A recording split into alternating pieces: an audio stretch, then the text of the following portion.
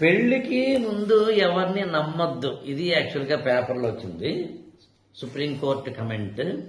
అసలు హద్దు మీరొద్దు, శారీరక సంబంధాలపై సుప్రీంకోర్టు సంచలన వ్యాఖ్య.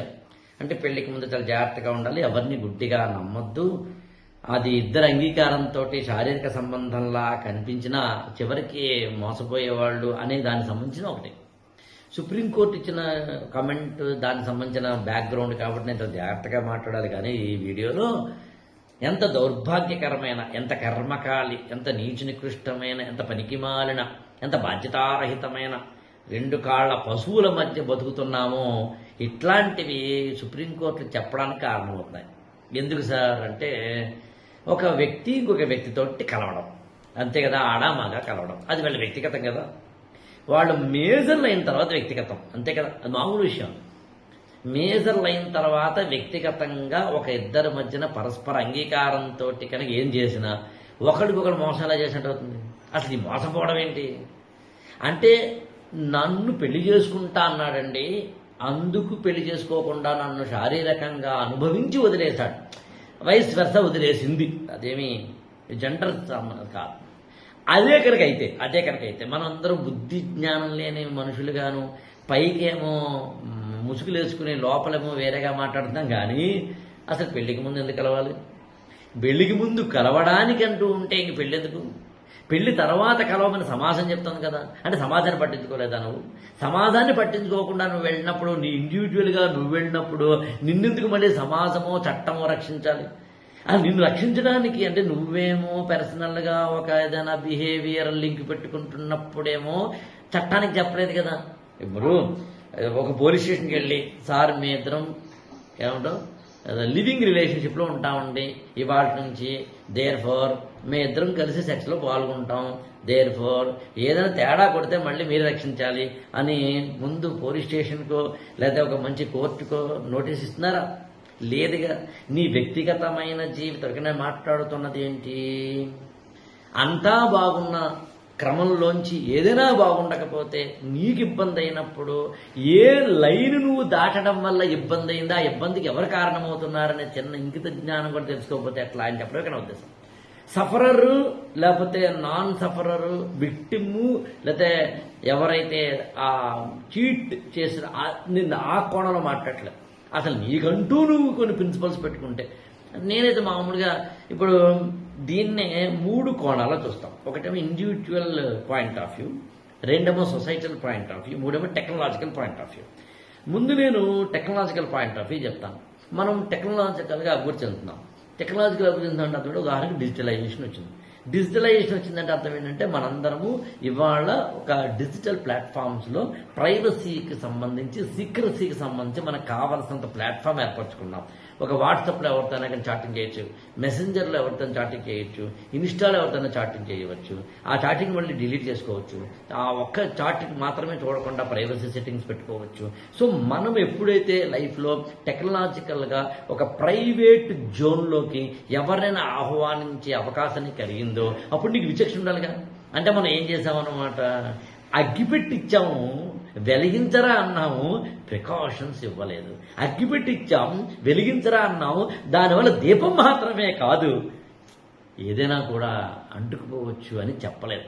మరి ఎక్కడ సొసైటీ ఎవరు చెప్పాలి, ఎక్కడ చెప్పాలి అంటే, టెక్నాలజికల్గానేమో ఫ్రీడమ్ ఇచ్చేసి అందరూ వెళ్ళిపోయిన తర్వాత అక్కడి నుంచి హఠాత్తుగా మాత్రం నేను చాలా నీతిమంతులను వాక్యాలు మాట్లాడతానంటే ఎట్లా? ఇప్పుడు సెకండ్ లేయర్కి వెళ్దాం. సొసైటీ, సరిగ్గా సొసైటీ అక్కడే ఉంటుంది. యాక్చువల్గా కొన్ని వందల సంవత్సరాల కింద చూడండి, మనిషిని కంట్రోల్లో పెట్టేందుకు సొసైటీ ఉండేది. ఇందాక నేను చెప్పిన ఇండివిజువల్ సొసైటీ రెండింటిని కలిపి చెప్తే, ఇండివిజువల్ ఎప్పుడూ కూడా నా ఇష్టం వచ్చినట్టు ఉండాలనుకుంటాడు, సొసైటీ ఎప్పుడూ కూడా సొసైటీ ప్రకారం ఉండాలంటుంది.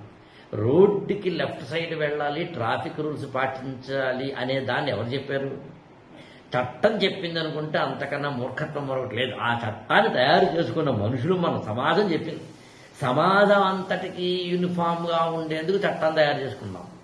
అలా అనుకున్నప్పుడు మీరు చెప్పండి, సొసైటీలో నువ్వు ఉన్నప్పుడు సొసైటల్ నార్మ్స్ మనం పాటించాలి.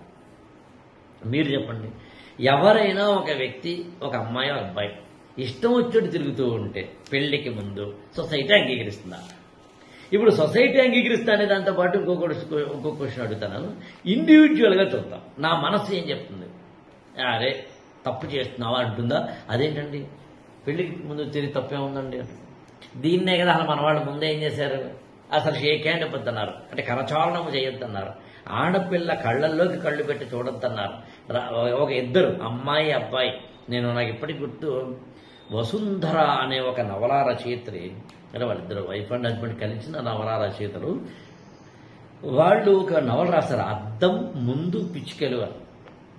అందులో ఒక అత్యద్భుతమైన వాక్యం ఉంటుంది, ఆశ్చర్యపోతాను చెప్తే. యాక్చువల్గా ఆ వాక్య నిర్మాణం ఏంటంటే, ఆ స్టేట్మెంట్ ఏంటంటే, ఈడొచ్చిన తర్వాత సొంత అన్న చెల్లెళ్ళని కూడా ఒకే పక్కలోనో లేదా ఒకే చోటనో కలివిడిగా వెళ్ళడాన్ని నిషేధించిన మా సంస్కృతి అంటే, సంస్కృతి సంస్కారము సనాతన ధర్మం అలాంటి పెద్ద పదాలు వాడలేదు. మానవుడు అనేవాడికి బలహీనతలు ఉంటాయి. బలహీనతలు ఉన్నప్పుడు నువ్వు బలహీనత వైపు వెళ్లకుండా ఉండాలంటే సొసైటీయో ఇండివిజువల్ ఎవరో ఒకరు అడ్డుకట్టేయాలి. ఇండివిజువల్ ఎప్పుడు కూడా తను అడ్డుకట్ట వేసుకోలేడు. అందుకనే మనందరం కూడా మనసు లోపల తప్పు తెలిసే చేస్తాం. లంచం తీసుకోకూడదు, తప్పు తీసుకుంటాం. అబద్ధం ఆడకూడదు, తప్పు అబద్ధం ఆడతాం. మోసం చేయకూడదు, తప్పు మోసం చేస్తాం. పెళ్లికి ముందే ఇది చేసేసుకోకూడదు, అయినా చేసేసుకుంటాం. ఇవన్నీ X Y Z whatever maybe. మనసు చెప్పిన మాట మనిషి వినడు. అందుకని సొసైటీ ఏం చేస్తుందంటే, నీ మాట ఎలాగో నువ్వు వినవు కదా, సొసైటీకి అనుగుణంగా నువ్వు ఉండు అని చెప్పి సోషల్ నామ్స్ పెడుతుంది. ఇది అర్థం చేసుకున్నప్పుడు మనం ఎలా ఉండాలి. అందుకని ఇక్కడ individual, societal and more than that technological అనే ఈక్వేషన్స్లో మానవుడు ఉన్నప్పుడు కన్ఫ్యూషన్ స్టేట్ ఉంటుంది. ఇవాళ భారతదేశం కానీ మన సమాజం కానీ అలాంటి కన్ఫ్యూషన్ స్టేట్లో ఉంది. అందుకని సుప్రీంకోర్టు అప్పుడప్పుడు ఎక్స్ట్రా మ్యారేజ్ రిలేషన్స్ తప్పు కాదని, ఒక్కొక్కసారి తప్పని, ప్రీ మ్యారిటల్ సెక్స్ అనేది నీ ఇష్టానికి సంబంధించిన ఒకసారని, జాగ్రత్త పడిన ఇంకొకసారని, ఎండ్ పాయింట్ ఇవేమీ కాదు. లాస్ట్ లైన్ ఏంటో ఆశ్చర్యపోతారు. అదేంటంటే, ఇది నీ life, make it or break it. నా ఇష్టం వచ్చినట్టు ఉంటాను సార్ అంటే లైఫ్ కూడా ఇష్టం వచ్చినట్టే ఉంటుంది. నేను ఇష్టం వచ్చినట్టు ప్రవర్తిస్తానంటే లైఫ్ కూడా ఇష్టం వచ్చినట్టే నీతో ప్రవర్తిస్తుంది. For every action there is equal and opposite reaction. ఎందుకు వచ్చిన గొడవ అనుకుంటే, మనం బతకడం లేదు సార్ అంటే ఎక్స్పెరిమెంట్ చేయడం, ఎక్స్పీరియన్స్ అవ్వడం, అది either way, positive or negative అవ్వడం. పాజిటివ్ అయితే ఆనందాన్ని అకౌంట్లో వేసుకుని, నెగిటివ్ అయితే మాత్రం ఆ దుఃఖాన్ని సొసైటీ అకౌంట్లోనో లేకపోతే చట్టం అకౌంట్లోనో లేదా పెద్దవాళ్ళ అకౌంట్లోనో వేస్తానంటే బాగుండదు, కానీ కుదరదు. ఇంకా మంచి పదం వాడాలనుకుంటూ మీకే విడిచిపెడుతున్నాను. ఈ ఛానల్ని లైక్ చేయండి, షేర్ చేయండి, సబ్స్క్రైబ్ చేసుకోండి.